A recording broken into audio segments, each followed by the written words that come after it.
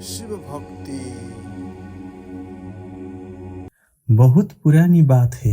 एक घने जंगल के बीचों बीच एक विशाल पुराना पेड़ खड़ा था।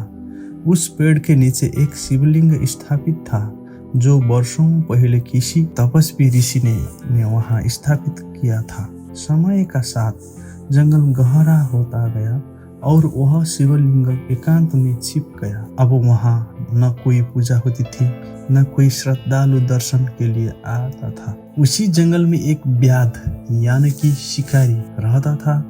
वह जानवरों का शिकार करके अपने जीवन यापन करता था। उसकी जीवन का हिंसा पर आधारित थी, लेकिन उसका मन पूरी तरह से कठोर नहीं था।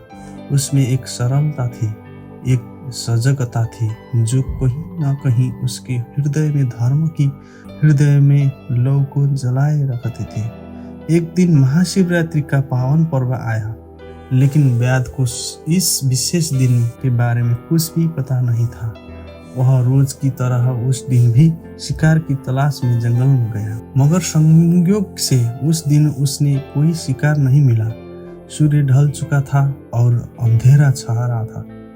रास्ता भटकने के डर से उन्हें निश्चय किया कि वह रात उसी पुराने पेड़ के नीचे बिताएगा। वही पेड़ था जिसके नीचे शिवलिंग था, मगर व्याध को इसका ज्ञान नहीं था। रात के सन्नाटों में खुद को जागृत और सचेत रखने के लिए उसने पेड़ की डालियों से पत्ते तोड़कर नीचे गिराने शुरू कर दिया। वह पत्ते बेलपत्र थे, वही बेलपत्र जो भगवान शिव के अत्यंत प्रिय होते थे। पत्ते एक एक करने के सीधा शिवलिंग पर गिरने लगे। कुछ समय के बाद व्याध को प्यास लगी। वह पास की नदी के पानी लाया और पेड़ की जड़ों में डाल दिया। वह पानी भी सीधे शिवलिंग पर चढ़ गया। यह सब अनजाने में हो रहा था, लेकिन श्रद्धा और निश्चल मन से। रात गहर आती गई, जिसे ही मध्य रात्रि का समय हुआ। वह समय जिसे शिवरात्रि का सबसे प्रिय क्षण माना जाता है। एक अद्भुत चमत्कार हुआ। अचानक आकाश से एक दिव्य प्रकाश फैला। व्याध के सामने स्वयं भगवान महादेव प्रकट हुए। त्रिनेत्रधारी नीलकंठ शांत मुद्रा में, जिनका तेज अपार था। भगवान शिव मुस्कुराए और बोले, हे व्याध, तुमने आज जो किया वह सच्ची भक्ति थी।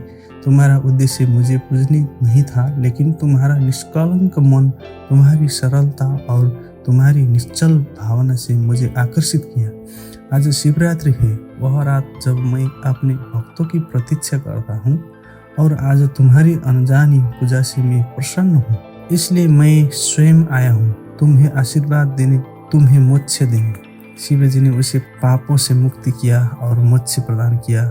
व्याध को आत्मज्ञान प्राप्त हुआ और उनका जीवन दिव्यता से भर गया। आशा करता हूँ कि आपको इस ज्ञानवर्धक वीडियो पसंद आया होगा।